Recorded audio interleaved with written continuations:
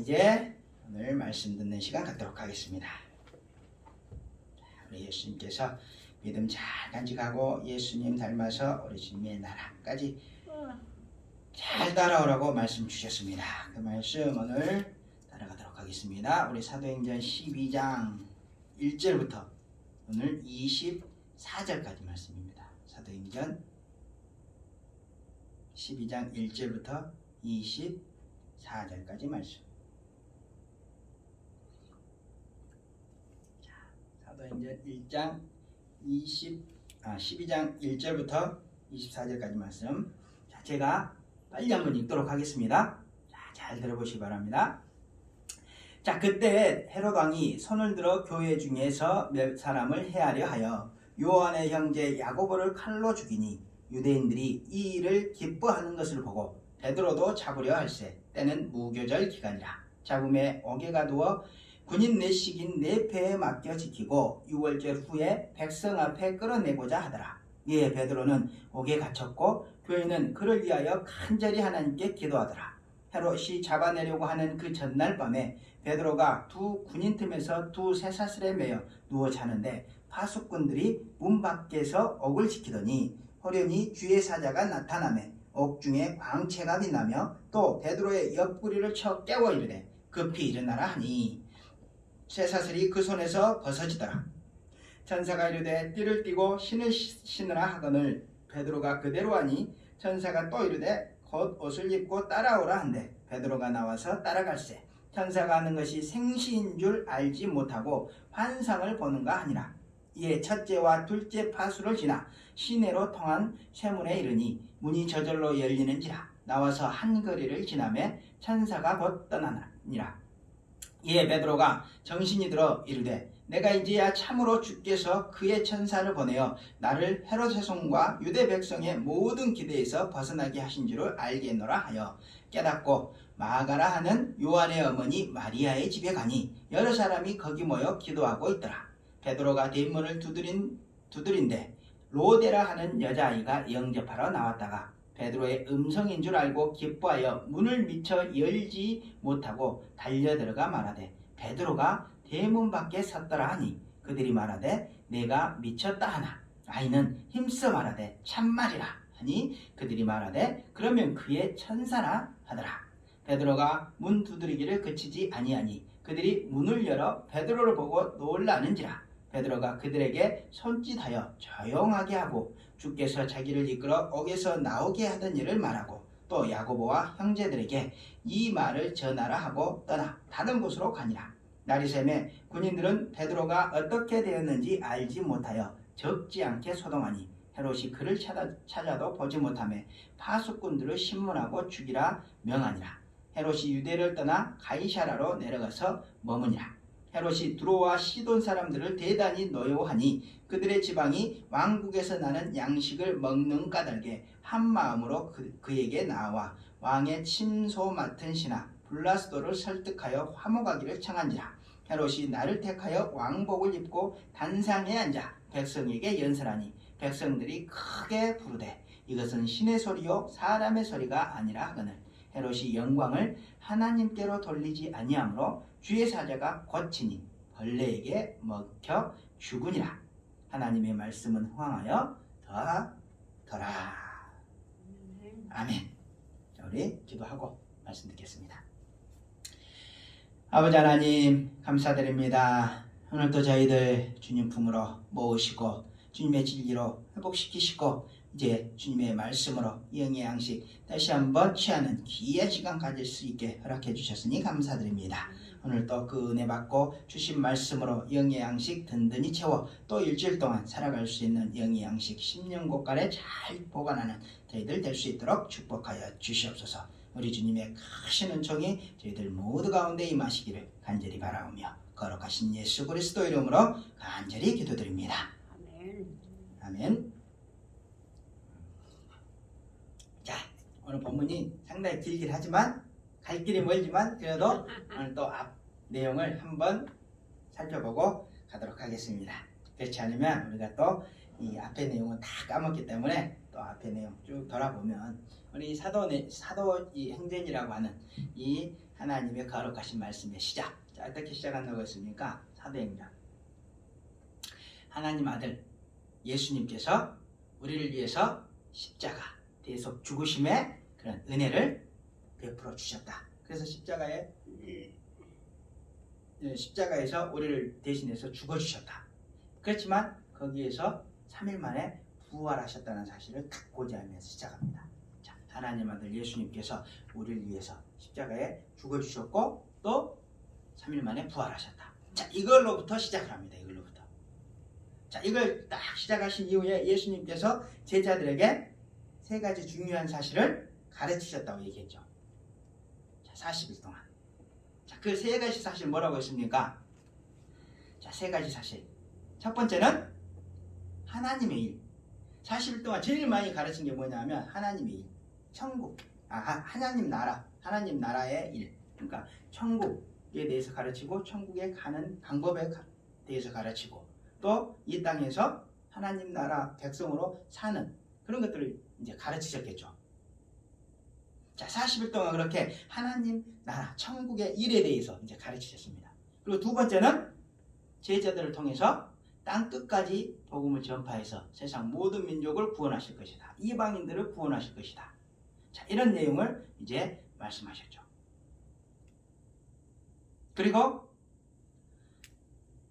세 번째로는 천국 복음이 땅끝까지 모두 전파가 되면 그때 우리 예수님께서 다시 오실 것이라는 재림의 언약을 주시게 되시는 거죠. 그 3가지에 대해서 이제 말씀을 하셨습니다. 자, 그런 3가지 가르침 그리고 40일 동안 우리 예수님의 그런 모든 가르침을 다 듣고 또 예수님의 승천 모든 걸 가르치시고 예수님이 어떻게 하셨습니까? 직접 제자들 앞에서 이제 승천하셨죠.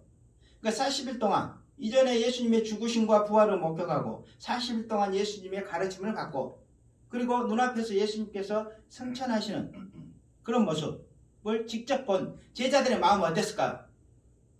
좋았지. 기쁘고 좋았고 감사하고 그랬겠죠. 그러니까 예수님께서 우리를 위해서 피 흘려 주셨구나.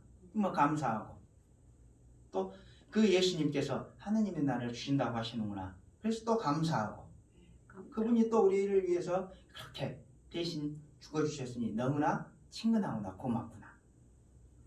자, 그러면서 뭘 기다리겠습니까? 예수님께서 보신 그대로 다시 오신다고 했으니까 금방 다시 오실 것을 기다리겠죠. 그리고 그런 마음으로 어떻게 합니까? 예수님께서 땅끝까지 복음을 전하면 그때야 끝이 올 것이다. 자, 이런 마음을 품고 내가 충성되게 예수님께 쓰임받는 일꾼이 되겠다. 이런 마음으로 이제 살겠죠. 그러니까 예수님에 대해서 감사하고 무한히 친밀하고 또 간절히 주님의 나라, 천국을 기다리는 그런 마음을 가지고 충성된 종의 마음, 열정을 품고 이제 잔뜩 기다리고 있습니다. 자, 그런 상황에서 우리 예수님께서 이제 최초로 예루살렘에 교회를 세우시고 또 그런 성도들과 함께 어떻게 합니까? 물론 중간에 스데반 사건이 있긴 있었지만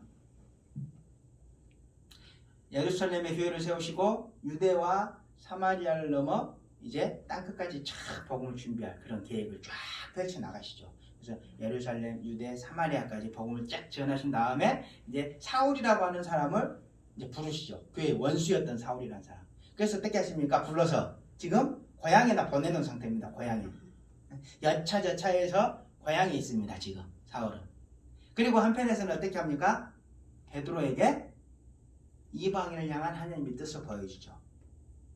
환상을 통해서 내가 땅끝까지 이제 복음을 전해서 이방인들한테도 복음을 전할 텐데 이제부터는 정한 것과 부정한 것의 그런 경계는 내가 무너뜨리겠다. 그리고 너희들 그런 선민의식과 또 장로들의 전통, 이방인들과 또 대화하지도 않는, 식사도 하지 않는 그런 전통, 자 이제 다 깨도록 해라. 이런 것들을 이제 깨트려 주십니다. 베드로한테. 그리고 나서 베드로에게 뿐만 아니라 이제 예루살렘 교회 성도들에게도 그런 것들을 하나님의 뜻을 알리죠. 유대에 있는 교회들에게. 자, 그러자 이제 유대에 있는 교회들이 이전에 가지고 있던 모든 생각들은 싹 버리고 새로운 마음으로 이제 하나님 뜻에 순종을 합니다. 그렇게까지 하시고 이제 하나님께서는 어떻게 합니까? 예루살렘 교회, 유대 교회를 싹 바꾸시고 유대인들은 지금 싹 바꿔 놓으신 거죠. 자, 그리고 나서 이미 흩어져 있던 스데반 사건으로 흩어져 있던 다른 예루살렘 교회 출신 성도들의 마음에 이제 감동을 주시죠. 그래서 베드로에게 주셨던 것처럼 또 예루살렘 교회에 주셨던 것처럼 내가 이방인들에게도 그런 복음을 전할 것이다. 이런 이제 마음의 감동을 주시죠. 그러니까 그렇게 흩어져 있는 사람들 중에 이제 어디에서 구브로와 구레네 있는 몇 사람, 그러니까 그렇게 많은 사람들 중에 아마 그 사람들이 가장 감동을 심하게 받았던 것 같습니다. 어디까지 갑니까? 바다 건너. 바다 건너. 또 저기 아프리카 끝에서 터키 바로 밑에까지 끝까지. 엄청나게 먼 길을 이제 가는 거죠. 산 넘고 바다 건너서. 그래서 안디옥까지 이르러서 안개였고서. 헬라인들, 이방인들한테 복음을 전합니다. 자, 그러자 우리 하나님께서 계획하신 대로 이방인들에게 마음을 쫙 열어주셔서 이방인들이 교회 가운데로 막 들어오죠. 그래서 생겨난 게 어딥니까? 안디옥 교회죠. 안디옥 교회. 이방인 최초의 교회. 그러니까 예루살렘 출신 유대인들이 복음을 전했지만 거의 대부분의 성도는 이제 이방인들이죠. 안디옥 교회는. 그래서 이방인 최초의 교회가 딱 생겨나게 됩니다. 자, 그 소식을 이제 어디서 듣습니까?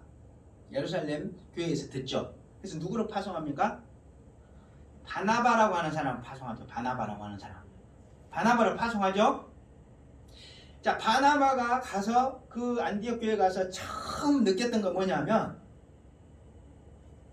그곳에도 하나님의 은혜가 있구나. 우리 교회에만 하나님의 은혜가 있는 게 아니고 유대인들에게만 하나님의 은혜가 있었던 게 아니고 정말 이방인들에게 이곳에도 이방 지역에도 하나님의 은혜가 임했구나. 그걸 보고 어떻게 합니까? 하나님의 은혜를 발견하고 엄청나게 기뻐합니다. 이게 중요하다는 거죠. 그리고 바나바가 지금까지 살아온 자신의 삶과 함께하는 그런 권면을 하죠. 예수님 곁에 꽉 붙어 있어라. 끝까지 견뎌라. 자, 그러자 이제 큰 무리가 교회 안으로 들어옵니다. 양적인 성장이 일어나기 시작합니다. 이제 하나님이 막 힘을 불어 넣어 주시니까. 그러자 안디옥 교회에 있던 그런 이 바나바가 안디옥 교회를 위해서 뭘 합니까? 이제 다소에 있는 사울을 생각하죠. 사울. 그래서 사울을 데리러 다소로 갑니다. 그래서 사울을 데려와서 거기서 1년 동안 가르칩니다.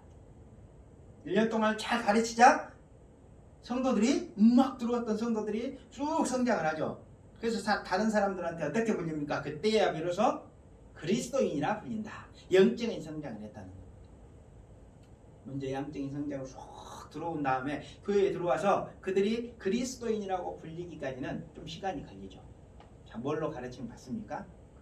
말씀으로 가르침을 받았겠죠. 그 다음에 그 당시에 가장 뛰어난 구약 말씀의 1인자라고 할 수 있는 사도 바울 그리고 바나바의 그런 가르침을 1년 동안 받으면서 그리스도인으로 쑥 이제 성장을 합니다. 삶이 변했다는 거죠. 그들도. 자, 그랬는데 이제 또 어떤 일이 또 일어납니까? 그 안디옥 교회에 유대 지방에 있던 예루살렘 교회겠죠. 유대 지방에 있던 아가보라고 하는 선지자가 내려와서 선지자가 내려와서 이 지역에 엄청나게 큰 흉년이 있을 것이다. 예언을 합니다. 그리고 그 예언이 성취가 딱 되죠.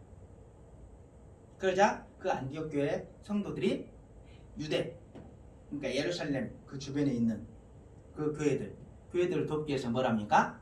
부조를 했다는 겁니다. 헌금을 했다는 겁니다. 자, 여기까지 우리가 지난 시간에 이제 살펴봤었습니다. 이거 안 나와 화면이. 화면이 안 나오잖아. 가려가고. 문자가 안 나와. 우리 양 집사님 화면만 보고 계시는구만. 문자가 안 나와요. 허옇게. 됐네. 자, 지금 거기까지 이제 했습니다. 그런 일이 어디에서 벌어졌습니까? 지금 이 일이 어디에서 벌어졌습니까? 안디옥 교회에서 벌어진 거죠. 지금까지는 안디옥 교회 중심으로 이제 이방인 교회에서 이제 벌어진 거고, 자, 오늘 말씀부터는 이제 다시 어디로 돌아오냐면 예루살렘 지역으로 이제 장소가 바뀝니다. 예루살렘. 자, 그래서 이제 오늘 얘기가 시작이 되는데 12장 1절을 보면, 오늘 본문을 보면 그때 그렇게 시작이 되죠. 그때. 그러면 이제 그때는 언제입니까? 그때. 그때는 안디옥 교회라고 하는 이방인 교회가 탄생을 하고, 그 교회가 영적인 성장, 양적인 성장을 이제 거듭해서 안정된 상태로 들어가고, 자, 그리고 나서 아가보가 와서 흉년 예언을 하고 그게 이제 성취가 되죠. 자, 성취가 된 걸로 끝난 게 아니고 그 안디옥 교회가 어떻게 했다는 겁니까? 이제 그 흉년이 들자 예루살렘 교회를 돕기 위해서 헌금을 했다는 겁니다. 이제 그때부터 이제 그때를 시간적인 배경으로 지금 얘기가 시작이 된다는 거죠. 그러니까 이렇게 시작하는 이유가 뭐라고 했습니까? 이런 사건이 실제로 있었다는 겁니다. 실제로 있었다는 거. 그러니까 그런 사건을 우리가 그림 보듯이, 영화 보듯이 마음속에 싹 그리면서, 아, 이런 일이 과거에 있었구나, 하나님의 백성들에게 이런 일이 있었구나, 이런 것들을 마음에 먼저 회복하고 그 장면을 보는 것처럼 이렇게 들어가라는 거죠. 자, 그런 마음으로 우리가 이제 다음 내용을 따라가 보면, 그 다음 내용이 뭡니까? 그때 헤롯 왕이 손을 들어 교회 중에서 몇 사람을 해하려 하니, 자, 그런 내용이 나오죠. 그 다음에 헤롯 왕이 손을 들어 교회 중에서 몇 사람을 해하려 했다. 그 다음에 이제 그런 내용입니다. 자, 이 내용을 가만히 보면, 자, 어떻습니까? 헤롯이 누구냐면, 이 당시에 이 내용들을 이해를 하려고 그러면 이제 좀 이해를 하셔야 되는 게, 이제 역사적인 사건을 좀 이해를 하셔야 되는데, 이렇게 좀 보시면 그 당시에 세상을 누가 다스렸냐면, 이렇게 보면 로마가 이쪽에 있지만 로마가 세상을 이쪽을 다 다스렸죠. 저 유럽, 아시아 지역, 그리고 중동, 아프리카 이쪽까지 다 이렇게 다스리던 시대입니다. 그럼 이렇게 땅이 너무나 물리니까 로마가 어떻게 하냐면, 로마 총독을 보냅니다. 로마에서 이제 총독을 보내죠. 총독. 그리고 요 지역을 나눠서, 자, 이쪽에는 왕들이 다스려라. 너희 이제 분봉왕이라고 하는데, 이제 분봉왕, 왕들이 다스립니다. 왕들이.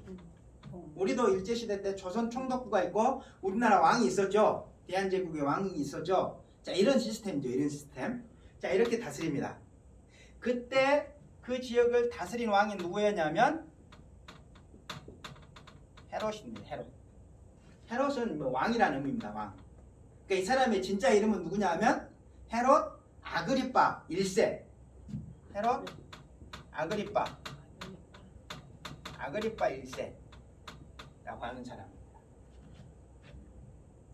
이 사람이 언제까지 왕 노릇을 했냐면 37년부터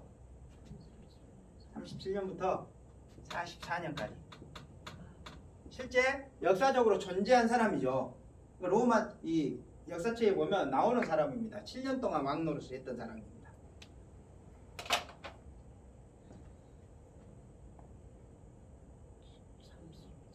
그러니까 이런 실제 인물이 나왔다는 것은 계속해서 지금 일어나고 있는 사건들을 우리가 잘, 이제 후대의 성도들이 잘 믿지 못하기 때문에, 이거 과거에 있었던 거야, 실제 이렇게 있었던 거야, 이 시대에 있었던 거야, 자, 이런 것들을 지금 얘기를 하는 거죠. 자, 그런데 그때 어떤 일이 있었다는 겁니까? 지금 아니죠. 자, 그때 헤롯 왕이 손을 들어 교회 중에서 몇 사람을 해하려 했다. 이 헤롯 왕이 뭘 했냐 하면 교회 중에 몇 사람을 해꾸자려고 했다는 거죠. 그러니까 왜 그랬는지 우리가 한번 이제 이해를 해보면, 그 당시에 이제 예루살렘, 지금 이 사건이 어디에서 일어난 사건이라고 했습니까? 아까는, 지금까지는 여기 이제 이쪽에 안디옥 교회에서 일어난 사건이고, 지금 일어난 사건은 어디입니까? 예루살렘, 이스라엘에 있는 예루살렘 교회, 유대 교회. 여기서 이제 일어나는 사건이죠. 자, 그러면 이 예루살렘 교회, 그 당시에 있던 예루살렘 교회, 이 예루살렘 교회가 이제 처했던 상황을 보면 지금 가만히 생각해 보면 지금 경제적인 상황은 어떻습니까? 이 당시의 경제적인 상황.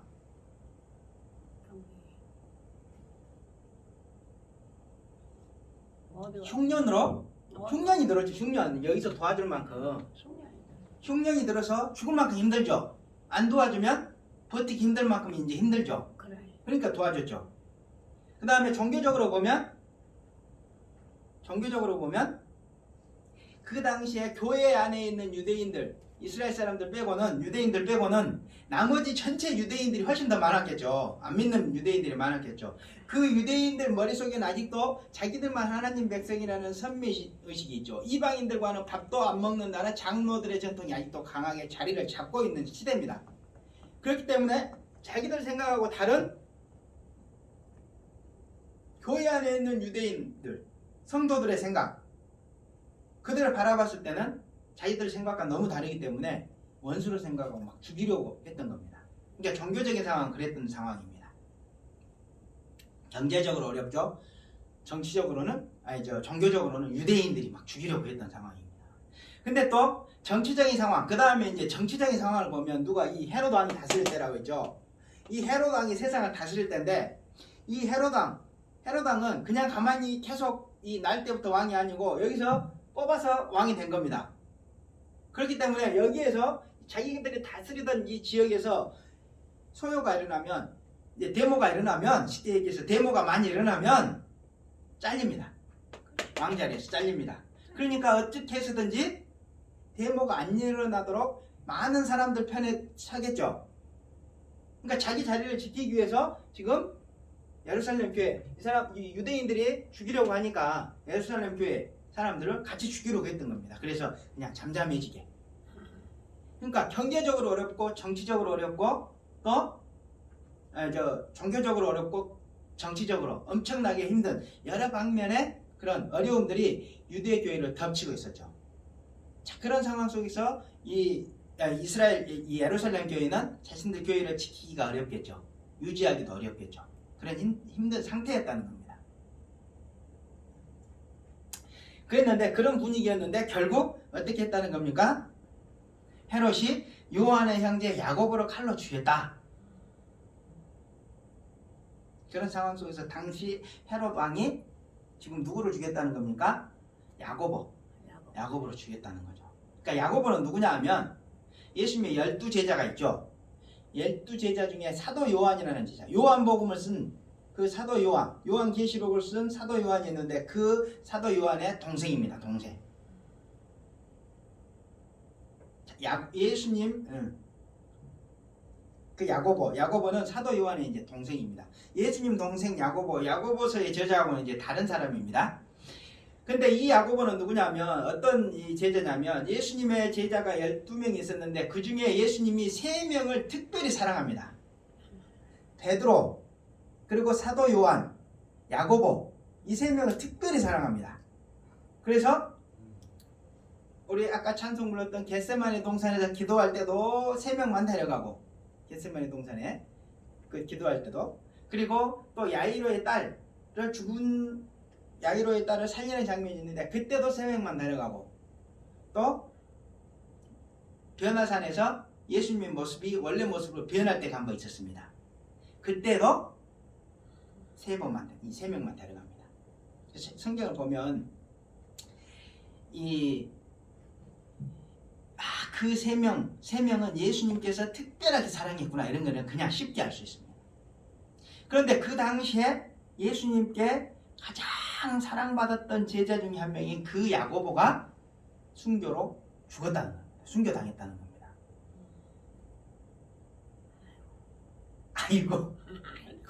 아이고입니다. 근데 우리가 한번 생각해봐야죠. 이렇게 딱 성경을 자세히 읽다 보면 의문점들이 한 번씩 듭니다. 어떤 의문이 드냐면 지금 누가 죽었습니까? 예수님께 가장 사랑받는 제자 한 명이 죽었다는 거죠. 12명 중에서도. 자, 이런 것들을 보면서 우리가 생각해봐요. 이런 장면들을 보면서 생각을 깊이 해봐야 될 게 있다는 거죠. 자, 고난, 성도들에게 고난, 순교도 이제 포함되는 고난이겠죠.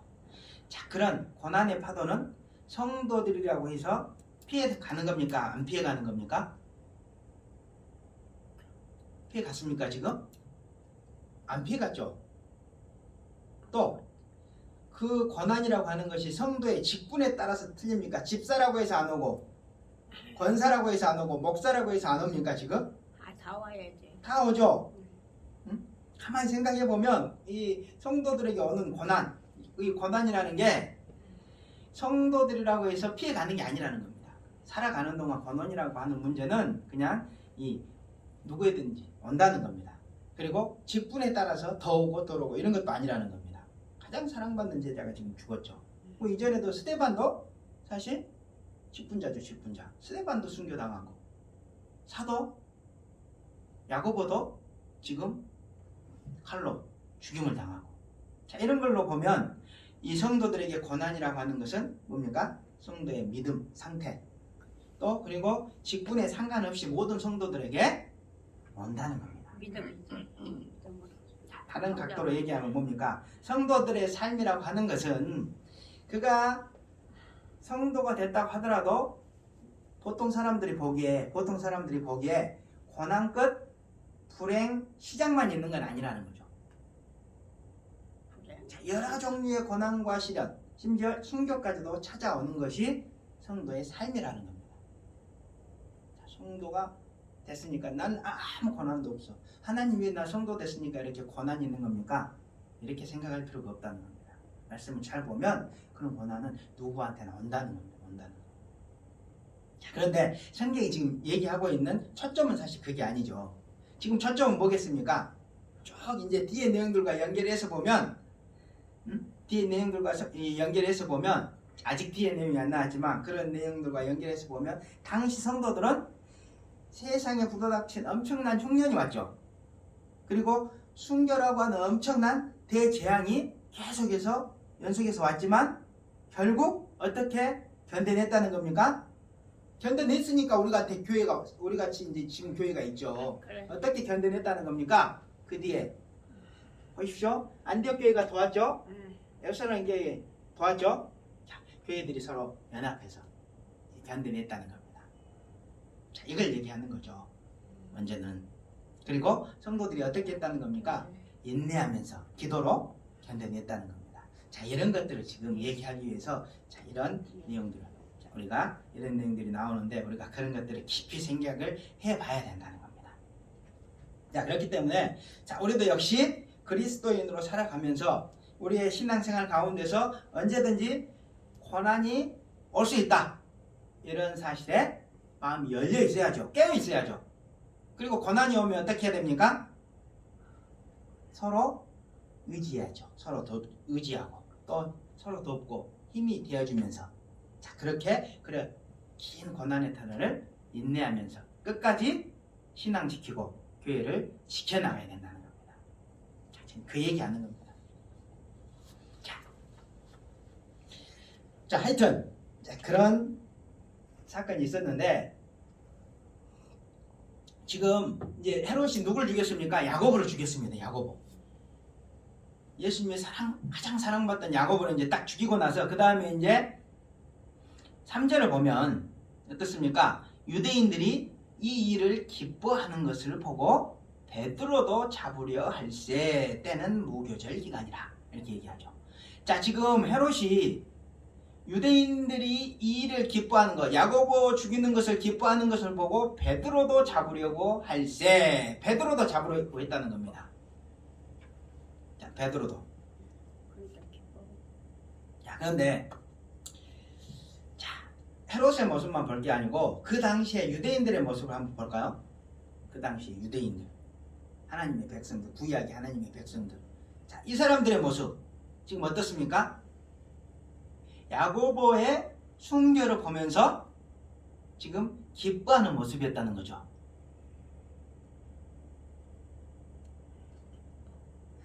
자, 유대인들이 당시에 야고보가 죽는 모습을 보면서 이제 기뻐했다고 하는데 가만히 자, 그들의 성경적인 모습, 그들의 모습을 가만히 성경적으로 보면 과거에 그들의 모습은 어떻습니까? 하나님 백성이었죠, 분명히.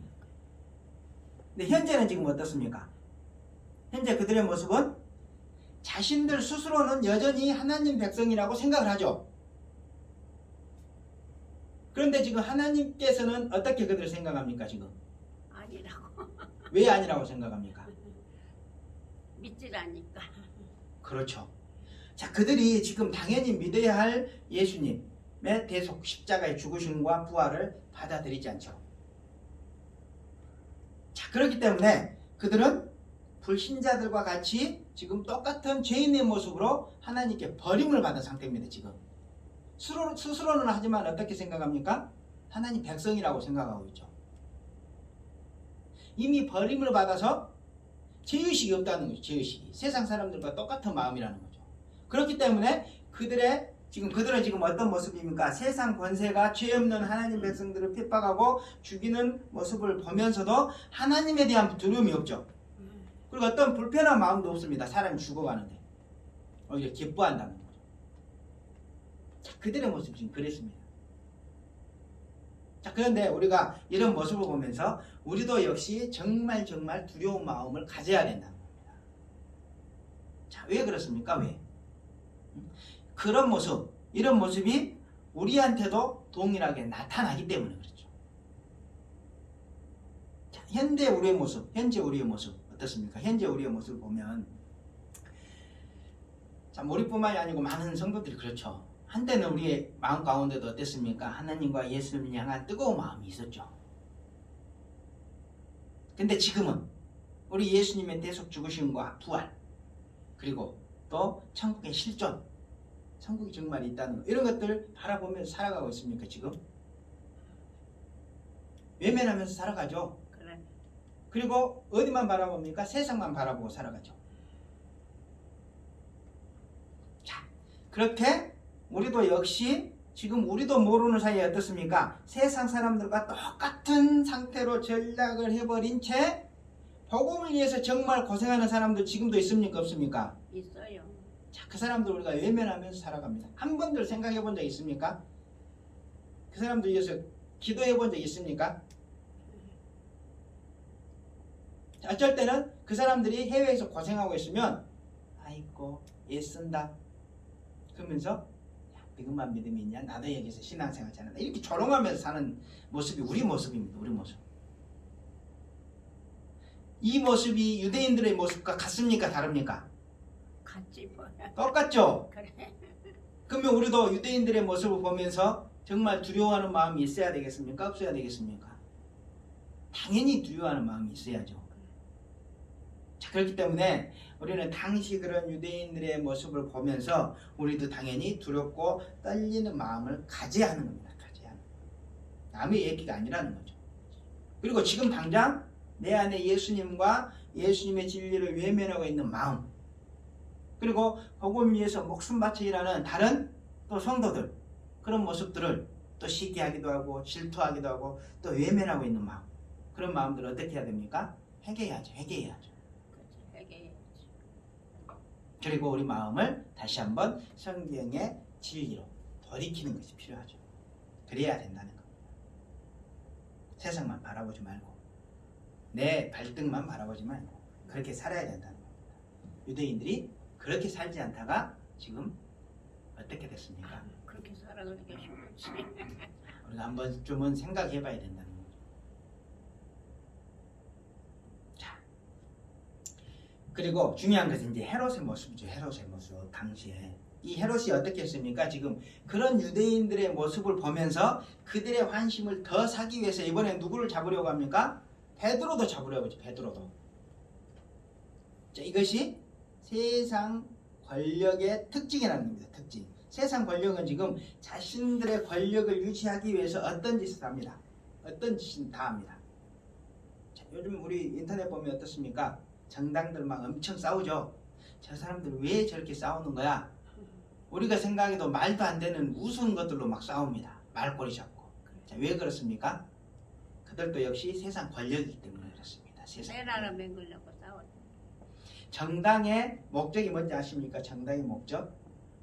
사회책에 보면 정당의 목적이 권력을 획득하는 겁니다. 권력을 획득하는. 내 나라. 그들의 목적은 그겁니다. 그거. 애기들이 학교 책에서 배우는 겁니다. 우리가 잊고 있었던 거지. 자, 세상 권력은 그런 거랍니다. 자신들의 권력을 유지하기 위해서 어떤 짓이든지 다 합니다. 그렇기 때문에 세상 권력을 이 성경은 어떻게 표현하냐면 사단의 하수인이라고 표현하죠. 사단과 같은 라인에 서 있는 존재들이라고 표현합니다. 뭐 에베소서 6장 12절, 또 고린도전서 15장 24절, 말도 많고도 많은 구절들에서 그렇게 얘기를 하죠. 자, 그렇기 때문에 세상 권력은 어떻습니까? 지금 특별한 상황 외에는 물론 이제 교회를 돕는 그런 세상 권세도 있죠. 아주 그건 특별한 상황입니다. 특별한 상황. 자, 그런 특별한 상황 외에는 태생적으로 어떻습니까? 교회를 핍박할 수밖에 없다는 거죠. 예수님도 그런 말씀하셨죠. 요한복음 15장 19, 20절에서 어떻게 얘기합니까? 너희는 세상 것이 아니라 너희는 당연히 핍박을 받게 될 것이다. 이런 얘기를 하십니다. 우리는 세상 것이 아니고 예수님 것이기 때문에 다르다는 거죠. 세상 사람하고 틀리지. 자, 그런데 지금 헤롯이 야고보를 죽이고 베드로를 또 잡아서 죽이기 위해서 죽이려고 하는데 지금 그런 권력, 그럼에도 불구하고 성경은 그런 권력들에 대해서 어떻게 대하라고 얘기합니까? 우리 어떻게 해야 될까요? 우리 양집사님. 믿음이 있어야 권력을 하나님을 믿어야지. 첫째는 하나님을 믿어야. 그냥 밀어가지. 모르시면 우리 양집사님처럼 믿으시면 됩니다. 그냥 하나님 잘 믿으시면 하나님이 다 가르쳐 주십니다. 자, 그런 권력이라 할지라도 성경이 말씀하는 거는 명령하는 거죠. 성경이 명령하는 건 뭐냐면 그들에게 순종하라는 겁니다. 순종하라는 거. 우리 한번 볼까요? 그 구절을 한번 볼까요? 우리 디도서 3장 1절 보겠습니다. 디도서 3장 1절. 디도서 3장 1절. 자, 이거는 반대하는 사람들이 있기 때문에, 그리고 이걸로 고민하는 사람들이 많기 때문에 한번 말씀을 찾아보도록 하겠습니다. 디도서 3장 1절. 너는 그들로 하여금 통치자들과 권세 잡은 자들에게 복종하며 순종하며 모든 선한 일을 행하기를 준비하게 하며, 지금 디도에게 얘기하는 건데 성도들에게 이렇게 가르치라는 겁니다. 너는 그들로 하여금 통치자들과 권세 잡은 자들에게 복종하며 순종하며 모든 선한 일을 행하기를 준비하게 하며 아무도 비방하지 말며 다투지 말며 관용하며 범사에 원유함을 모든 사람에게 나타낼 것을 기억하게 하라. 이렇게 가르치라는 겁니다. 자, 지금 통치자들과 권세 잡은 자들 이게 복종하고 순종하라고 하죠. 모르니까 순종하라고 합니다. 자, 우리 베드로전서도 한번 볼까요? 베드로전서 2장.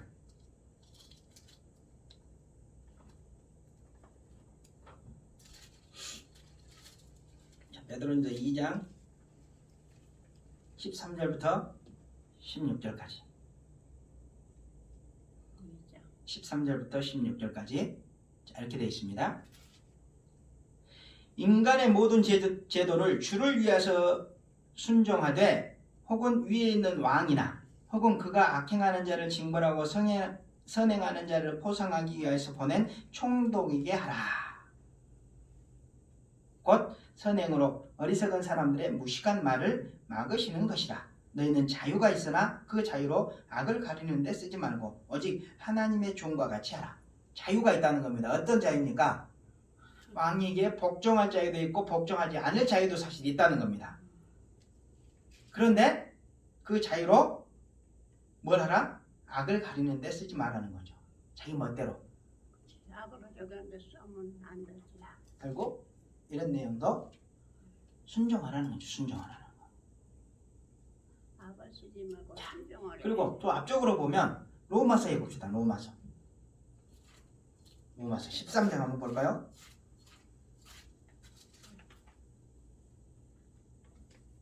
자, 로마서 13장 보면 1절부터 3절까지 보시면 내가 사랑하는 사람의 방언과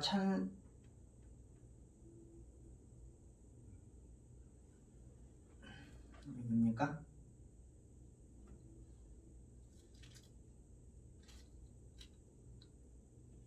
로마서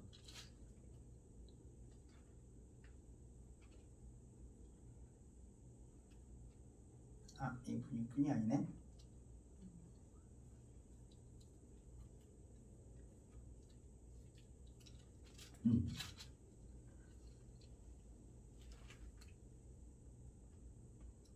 로마서 몇 장입니까 이게?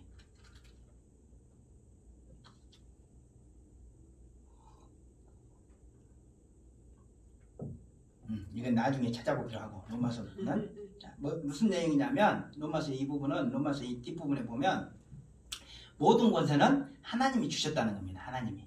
그렇지. 그러니까 그 권세에 순종해야 된다는 거죠.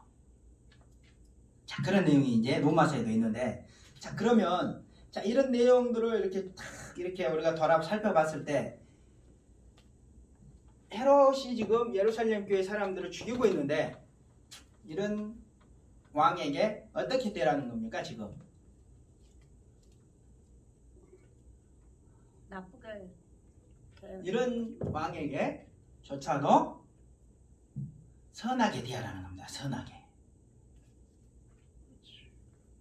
자, 이렇게 얘기를 하면 많은 사람들이 또 어떻게 얘기합니까? 그것은 불의한, 지금까지 찾아본 얘기는 불의한 권력에 대한 얘기가 아니고 좋은 권력일 때만 그렇게 순종하라는 것이다. 이렇게 얘기를 하는데 지금 이런 내용들 오늘 말씀도 그렇고 또 뭐 특히 베드로전서에 있는 내용 자, 이런 내용도 좀 어떤 상황에서 성경이 기록된 겁니까? 아주 좋은 시절에 성경이 기록된 겁니까?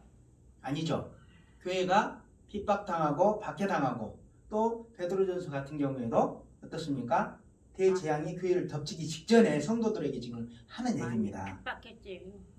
핍박과 박해 그리고 순교가 계속 남많은 시대에 써있는 내용이라는 거죠. 하나님께서 주신 말씀이라는 거죠. 그러면 그런 상황에서 그런 권력들에게 지금 어떻게 대해야 됩니까?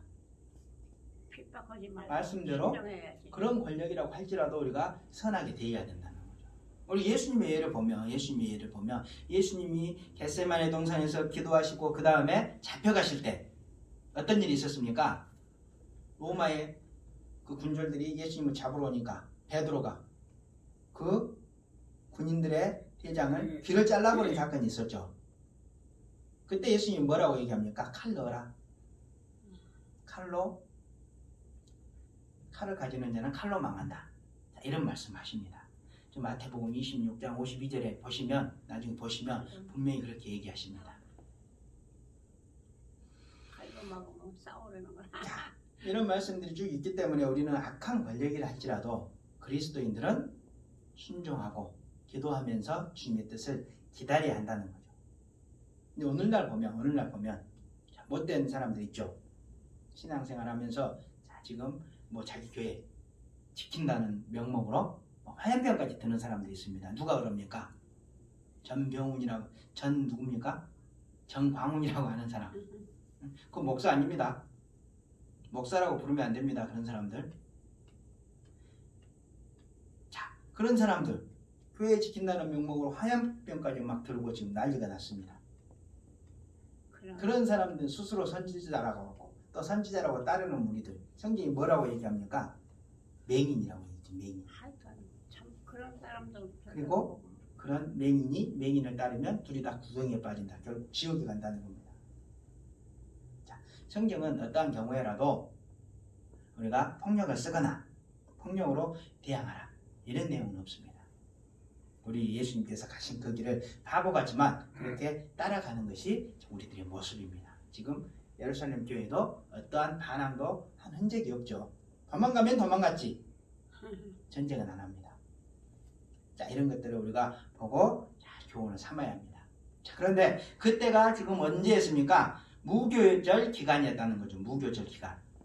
무교절 기간은 뭐냐 하면 이스라엘 사람들을 출애굽 당시에 하나님께서 애굽에서 이렇게 이제 출애굽 구원시켜준 날을 기념하기 위해서 일주일 동안 그 뭡니까? 뭐가 안 들어간 날? 우리로 얘기하면 베이킹 파우더. 그거죠. 그게 안 들어간 날. 몰라서. 유교병이 아니고 무교병을 먹는 날. 그러니까 떡에 아무것도 안 넣은 순수한 것을 먹으면서 하나님 은혜를 기억해라. 일주일 동안. 자, 그런 것들을 이제 먹으면서 하나님 은혜를 지켰던 절기입니다. 그래서 이제 그날 무교절은 앞에 유교절이 붙어 있습니다. 항상. 그래서 무교절과 유교절은 이제 혼용돼서 사용이 되는데 이제 이 사건에서도 이제 그렇습니다. 무교절, 유교절 이렇게 혼용되는데 그러면 당연히 그 절기에 사람을 죽이겠습니까? 안 죽이겠습니까? 죽이지 뭐. 안 죽이죠. 그때는 누구든지 죽이면 큰일 납니다. 이건 하나님 명령을 어기는 거다. 그래서 왕이라고 그래도 이제 막 데모가 일어날 수 있으니까 왕들이 그때는 이제 안 죽이죠. 우리 뭐 명절에 사형 집행하겠습니까? 추석날, 이 설날 사형 집행하겠습니까? 그거랑 같은 거죠. 그래서 이제 그 다음 내용을 보면 4절에 보면 그 다음 내용을 보면 자, 잡았습니다. 그래서 잡음에 이제 베드로를 잡았습니다. 잡음에 옥에 가뒀습니다. 그리고 군인 넷씩인 네 패에 맡겨 지키고 6월절 후에 백성들 앞에 끌어내고자 하더라. 그러니까 그때 안 죽이고 6월절 후에 이제 죽이고자 했다. 자, 이런 상황입니다. 이런 상황. 자, 그러면서 이제 5절에 보면 이에 베드로는 옥에 갇혔고, 그래서 이제 베드로가 옥에 갇혔죠. 그리고 교회는 그를 위해서 간절히 하나님께 기도하더라. 간절하게 교회가 이제 기도를 했다는 겁니다.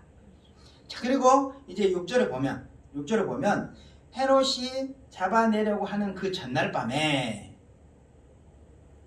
자, 헤롯이 잡아내려고 하는 전날 밤에, 자, 6절을 보면 헤롯이 잡아내려고 하는 그 전날 밤이 언제냐면 무교절이 끝나는 마지막 밤이겠죠. 그러니까 니산월이라고 해서 유대 달력으로 니산월 14일이 이제 무교절이 시작하는 날인데 그때부터 일주일이 지난 마지막 날 니산월 21일이 되겠죠. 그 전날 밤에 있었다. 자, 날짜가 꼭 집어서 나왔죠. 뭡니까? 이거 사실이었다는 겁니다. 이어지는 내용이 정말 믿기 어려운 일입니다. 그래서 날짜 집어주고 누구 때 일어났다 지금 계속해서 얘기를 하는 거예요. 이게 진짜 일어났던 일이야. 너희도 이거 기억해야 돼. 자, 이렇게 얘기하는 거죠. 그러면서 자, 이에 베드로가 옥에 갇혔고 교회는 그를 위하여 간절히 하나님께 기도하더라. 헤롯이 잡아내려고 하는 그 전날 밤에 베드로가 두 군인 틈에서 두 쇠사슬에 매여 누워 자는데 파수꾼들이 문 밖에서 옥을 지키더니, 지금 베드로가 잡혔는데 어떤 상태에 있다는 겁니까? 지금 어떤 상태? 베드로가 두 군인 틈에 있다는 거죠. 자, 베드로가 두 군인 틈에서 이렇게 됐죠. 두 명. 베드로 양쪽 옆에 지금 두 명이 있습니다. 그리고 쇠사슬에 매여 있습니다. 그리고 누워서 자는데 파수꾼들이 문 밖에서 옥을 지키고 있습니다. 또 파수꾼들. 그러니까 이 그림을 보면 베드로를 지금 딱 잡아서 옥에 가뒀는데 옥 안에는 베드로가 이렇게 누워있고 베드로 양쪽 옆에 군사들이 쇠고랑을 같이 차고 누워 있었다는 거죠. 그리고 그 옥 바로 밖에는 옥을 지키는 파수꾼들이 두 명이 또 있었다는 거죠. 근데 그 앞에 보면 그 4절에 보면 뭡니까? 군인 넷씩 네 패에 맡겨져 있었다. 이렇게 보면 그렇게 4명씩 해서 4명이 교대로 사도 베드로를 지키고 있었다는 거죠. 이게 무슨 얘기하냐면 절대로 지금 인간의 힘으로는 거기를 빠져나갈 수 없는 상태라는 거죠. 그치. 탈출이 불가능한 상태, 탈출 불능의 상태였다. 지금 이걸 얘기하는 겁니다. 자, 그런 상태였는데 지금 어떤 일이 일어나냐면 7절부터 보시면 호련히 주의 사자가 나타나매, 주의 사자, 천사가 나타났겠죠. 사자가 나타나매 옥 중에 광채가 빛나며 갑자기 옥에 빛이 납니다. 빛나며 베드로의 옆구리를 쳐서 깨웁니다. 천사가. 야, 일어나 그러고 깨웁니다. 천사가 깨웁니다. 진짜 있었던 일입니다. 이거 목 안에서 그 장면을 이렇게 그려보시기 바랍니다. 급히 일어나라 하니 빨리 일어나라 이제 깨우는 거죠. 쇠사슬이 그 손에서 벗겨지더라. 쇠사슬이 벗겨집니다. 굴러지겠지. 네. 자, 8절에 보시면 천사가 이르되 띠를 띠고 신을 신으라. 자, 띠를 띠고 신을 신으라 하거늘 베드로가 그대로 하니 천사가 또 이르되 겉옷을 입고 따라오라. 겉옷을 입고 따라오라. 한데 베드로가 나와서 이제 그대로 했겠죠. 띠 띠고 신 씻고 옷 입고 자 그렇게 이제 따라 나왔습니다. 베드로가 나와서 따라갈새 천사가 하는 것이 생시인 줄 알지 못하고 환상을 보는 가더라. 베드로도 어쨌다는 겁니까 지금? 이게 꿈이겠지 이렇게 생각했다는 거죠. 그치 꿈인 줄 알고 항상 생각. 있을 수 없는 일이니까 자기 옆에 양쪽 군인이 있고 바로 앞에 두 명이 지금 지키고 있는데 천사가 나타나서 쇠고랑이 싹 자연히 풀어지고 그게 같다는 겁니다. 있을 수 없는 일이죠. 그러니까 믿어야. 그래서 못 믿었습니다. 안 믿었습니다. 지금 못 믿고 있습니다. 이게 베드로도 그 당시에 꿈인가 보다 이렇게 생각했다는 겁니다. 10절에 보면 이에 첫째와 둘째 파수로 지나 시내로 통한 새 문에 이르니 문이 또 저절로 열리는지라.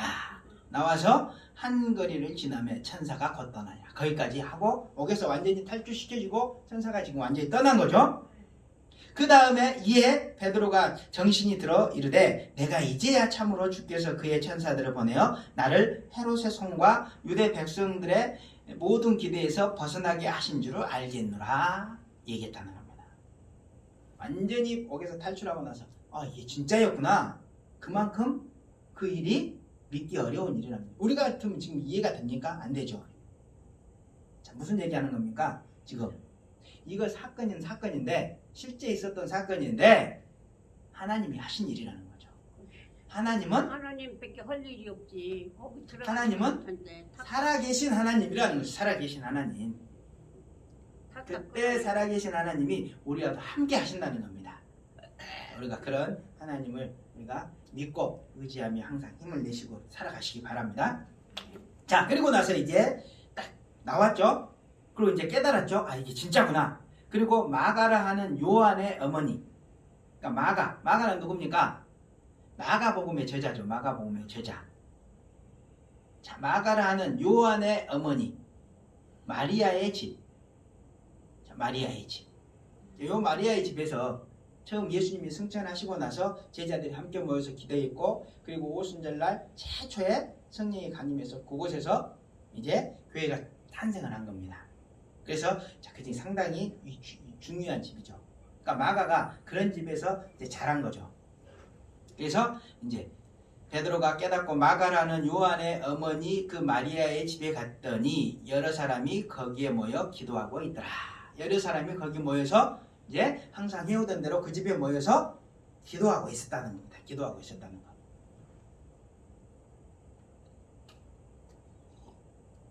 근데 여러 사람이 거기 모여서 기도하고 있더라. 야고보의 죽음 이후에 베드로가 또다시 투옥이 됐습니다. 그러자 지금 성도들이 함께 모여서 열심히 뭘 했다는 겁니까? 중보 기도를 했다는 거죠. 자, 5절에 이어서 이런 내용이 다시 한번 반복이 됩니다. 자, 이런 내용이 지금 뭘 얘기하겠습니까? 베드로의 탈옥. 자, 베드로의 탈옥이 하나님께서 하신 일이긴 하지만 성도의 기도, 성도들의 간절한 기도가 한 목소리 했다는 거예요. 한 목소리 했다는 거예요. 그럼 또 여기서 우리가 어떻습니까? 의문이 좀 들죠. 어떤 의문이 듭니까? 야고보는 죽게 놔두시고 왜 베드로는 살리겠나? 베드로는 살리고 그러면 야고보는 왜 살리셨을까? 이런 의문이 또 들죠. 제대로 못 믿어서. 그렇지 않습니까? 아니 야고보 때 교회가 기도 안 했겠습니까? 기도했죠. 기도했지.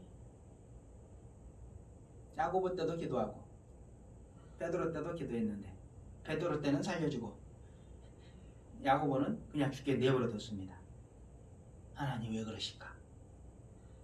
이런 의문이 들 때가 있습니다. 성경을 읽다 보면 이런 의문들이 상당히 들 때가 있습니다. 이 부정적인 이 의문이죠. 그때 우리가 그런 해답을 바로 찾는 게 아니고 지혜로운 이제 태도는 뭐냐면 그런 경우 우리는 이제 우리의 의문에 대한 그런 해답을 바로 이렇게 찾는 게 아니고 왜 그런 의문이 우리 가운데 생겼는지부터 생각을 해봐야 됩니다. 왜 우리 가운데 그런 의문이 생겼는지. 지금 빨리 이렇게 내용이 가니까 그렇지 조용히 묵상하면서 읽다 보면 그런 생각이 듭니다.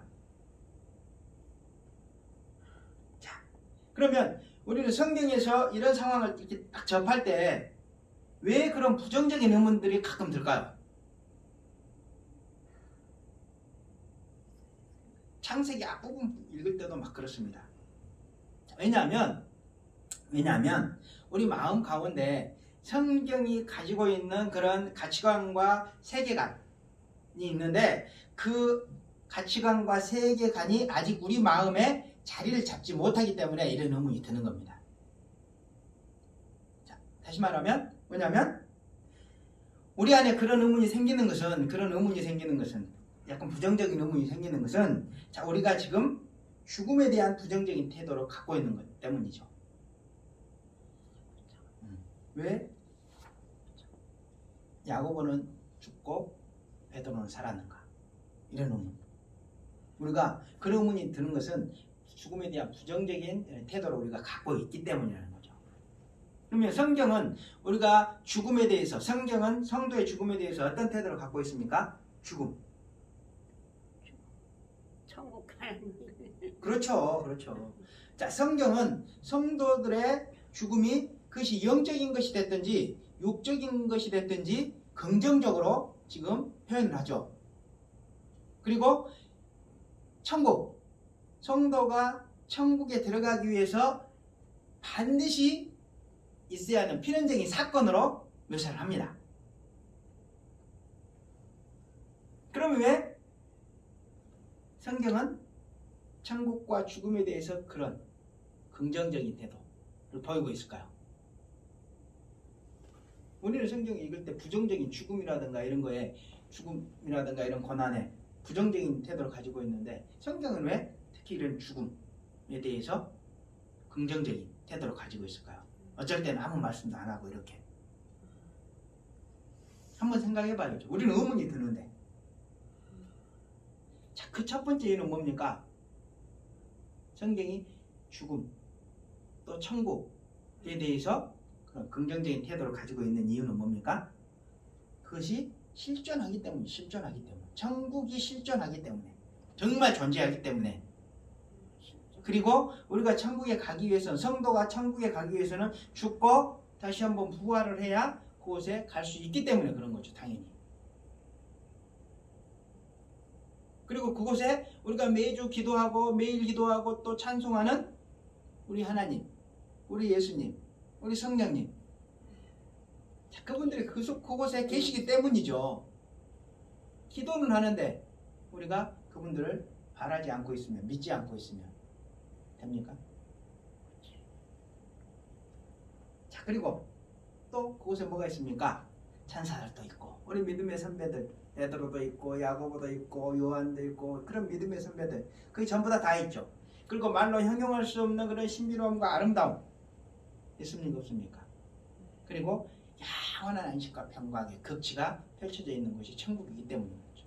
그곳에 가기 위해서는 반드시 우리가 죽어야만 하기 때문에 죽음에 대해서 긍정적이고 또 하나님 나라에 대해서 그렇게 성경은 천국에 대해서 아주 당연히 좋게 표현을 하는 거죠. 자, 그런 가치관들이 우리 마음에 잘 잡히고 있지 않다는 거죠. 그런 성경의 가치관과 세계관이 우리 마음속에 잘 자리 잡혀 있지 않다는 거죠. 자, 한번 예를 들어볼까요? 예를.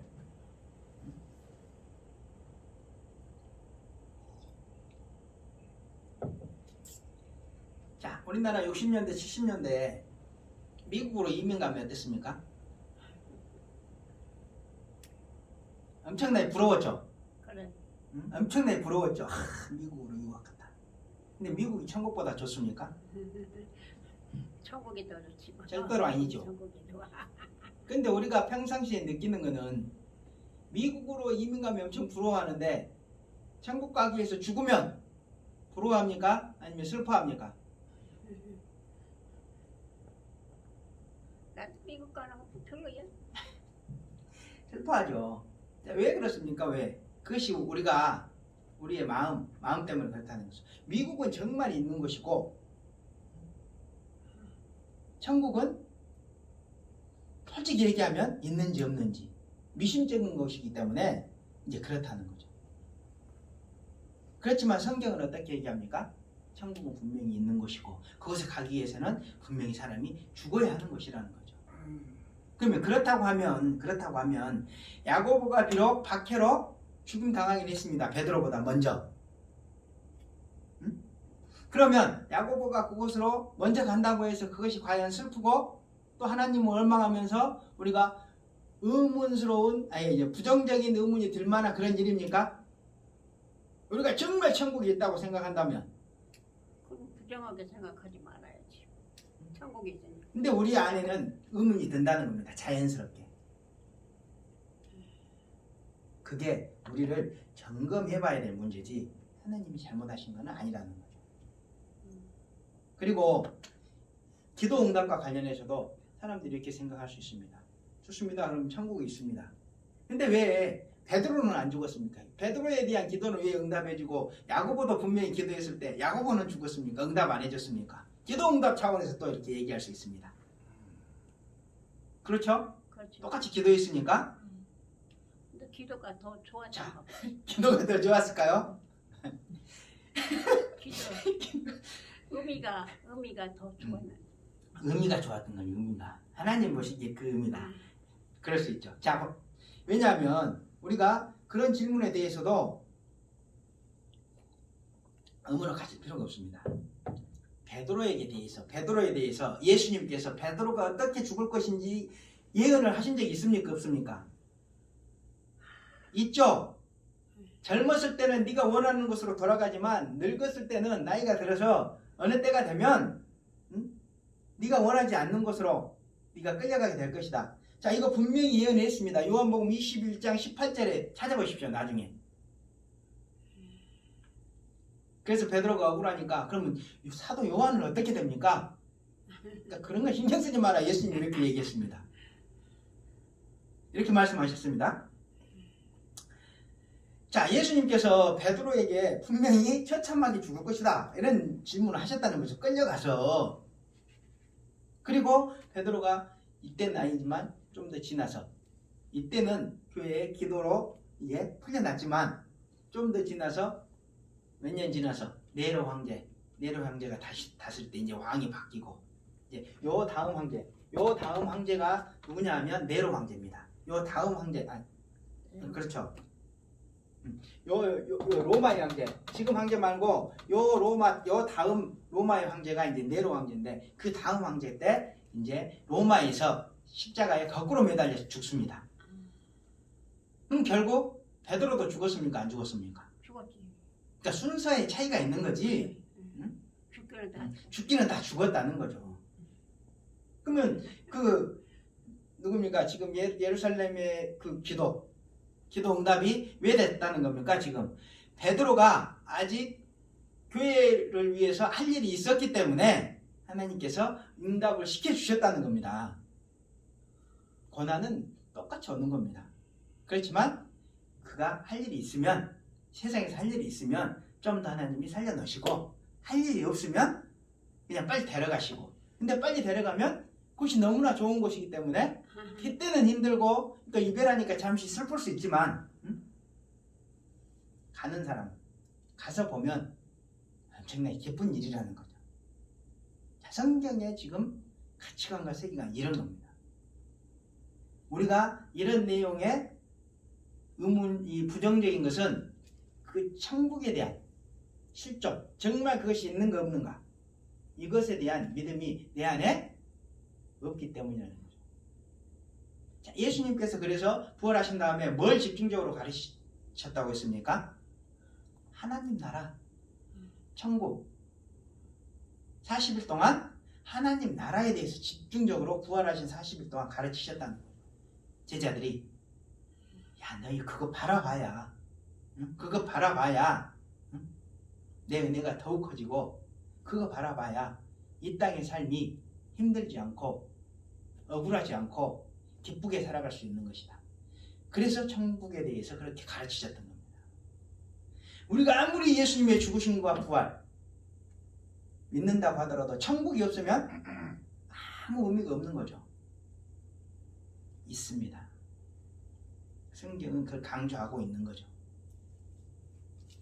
자, 기도응답에 대해서 많이 옆으로 이제 나가긴 했지만 하여튼 우리가 그런 것들도 생각을 해봐야 된다는 거죠. 이런 사건을 통해서 나는 정말 하나님의 나라, 천국에 대해서 또 이 당시 하나님께서 그런 성령의 그런 기름 부으심을 통해서 또 천사들을 보내서 그런 하나님의 역사가 일어났는데 내가 그걸 정말 실제했던 하나님의 능력이 실제하는 그런 것들을 믿고 있는가 한번 점검해 봐야 된다는 거예요. 한번 점검을 해보시기 바랍니다. 내 안에 어떤 믿음이 있고 어떤 세계관이 내 안에 있는지. 자, 그래서 이제 13절에 보시면 베드로가 뒷문을 이제 두드립니다. 그런데 로데라 하는 여자가 영접하러 나왔습니다. 뭐 종이겠죠.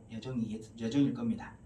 로데라 하는 여자 아이가 영접하러 나왔다가 자 로데라 하는 아이 자 요거 이름이 딱 나오죠. 정말 사실이라는 겁니다.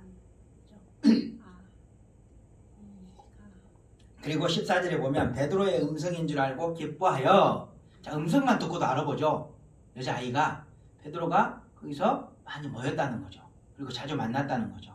그리고 문을 미처 열지 못하고 달려가 말하되 너무나 기뻐서 문도 못 열고 그냥 방으로 뛰어 들어가서 베드로가 문 밖에 선다 이런 얘기를 지금 했다는 겁니다. 그러자 15절에 보면 그들이 말하되 안에 있는 사람들이 말하되 네가 미쳤다. 그러자 여자아이는 힘써 말하되 참말이라 진짜입니다. 이렇게 얘기했다는 거죠. 하니 그들이 말하되 그러면 그의 천사다. 안에 있는 사람들이 베드로가 아니고 그의 천사일 거야.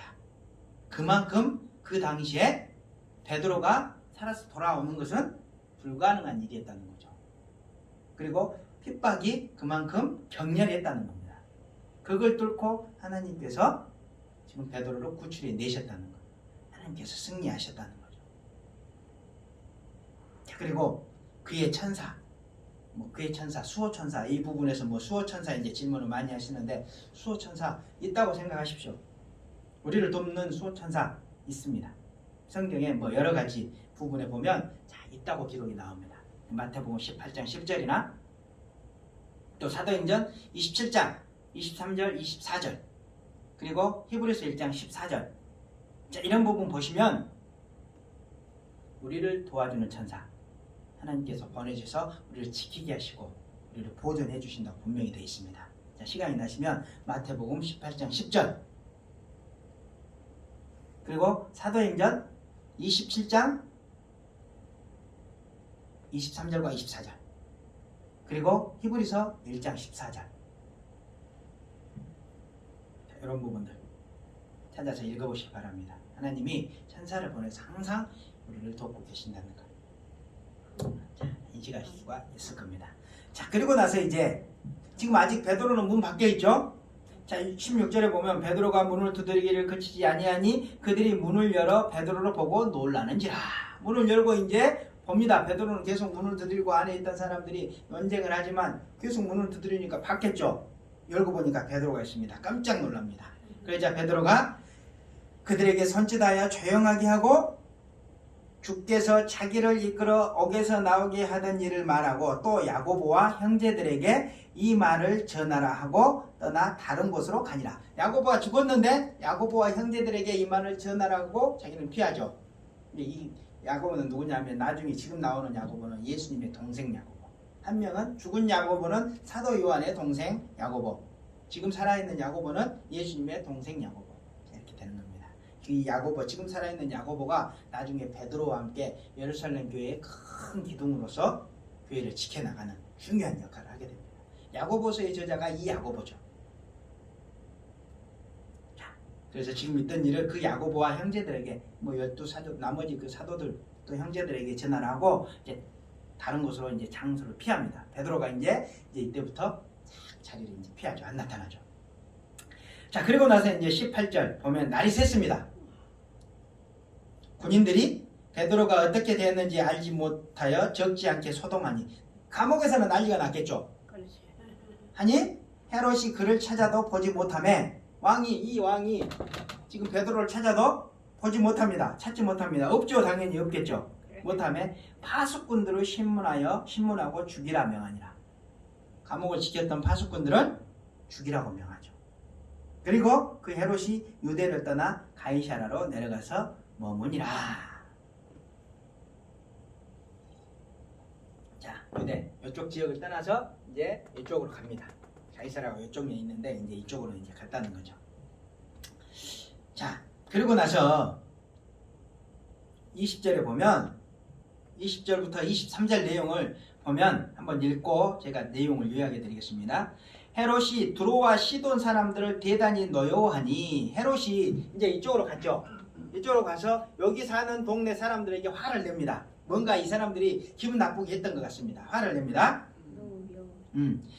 원하니 그들이 그들의 지방이 왕국에서 나는 양식을 먹는 까닭에, 그러니까 그 지역은 이제 나무나 광산밖에 없습니다. 논밭이 없고, 그래서 헤롯이 왕의 심기를 건드리면 그쪽에다가 곡물을 안 보내면 어떻게 됩니까? 다른 광물이 많아도 굶죠.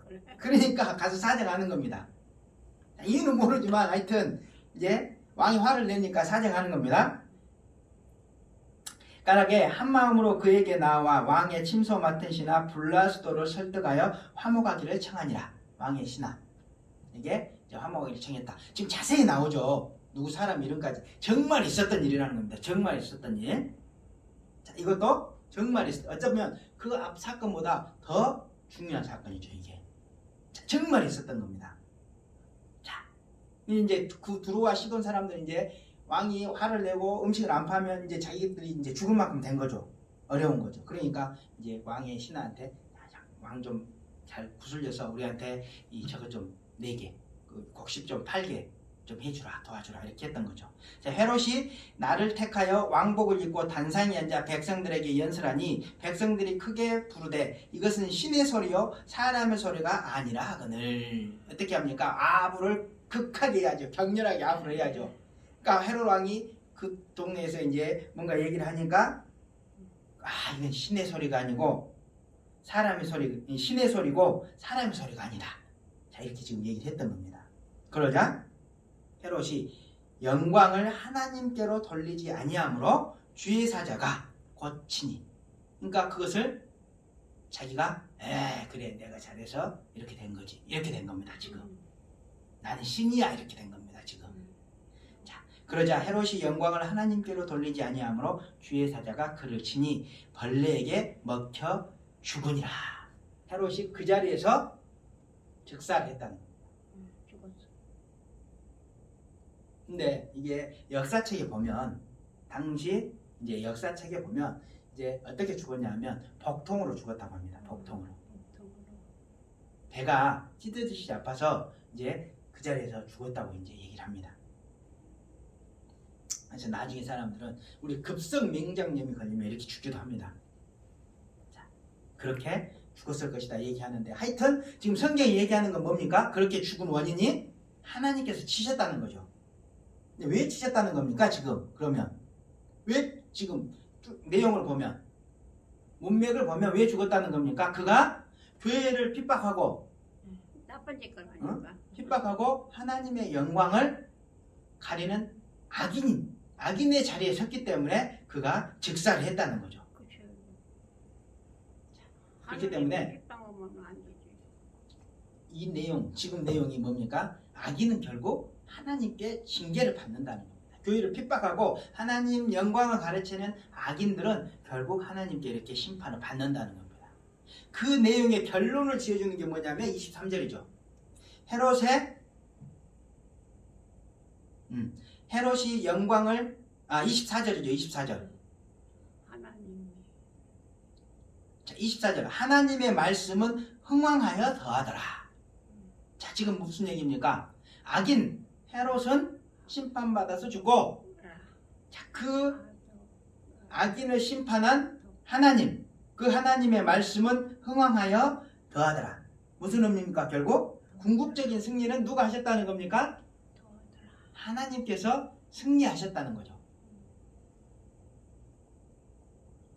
자, 이것이 오늘 내용의 결론입니다. 결론. 자, 그렇기 때문에 자, 우리 눈앞에서 벌어지는 일들을 보면 세상에 승리하는 것 같지만 궁극적으로는 하나님의 모든 말씀이 흥왕했다.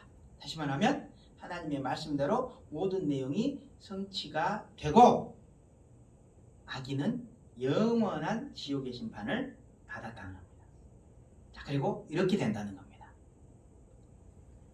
자, 이 말씀 잘 듣고 자, 우리 어떻게 살아야 됩니까? 악인의 자리에 서면 안 되겠죠. 예루살렘 교회 성도들처럼 아무리 힘들어도 우리 믿음 지키고 또 신앙 지키고 우리 예수님 바라보며 또 우리 예수님의 모습 그대로 또 살아가는 우리 하나님의 자녀들 되시기를 간절히 바랍니다. 자, 우리 마지막 찬송 322장 찬송 322장 찬송 322장 찬송 우리 마지막 찬송으로 드리시겠습니다.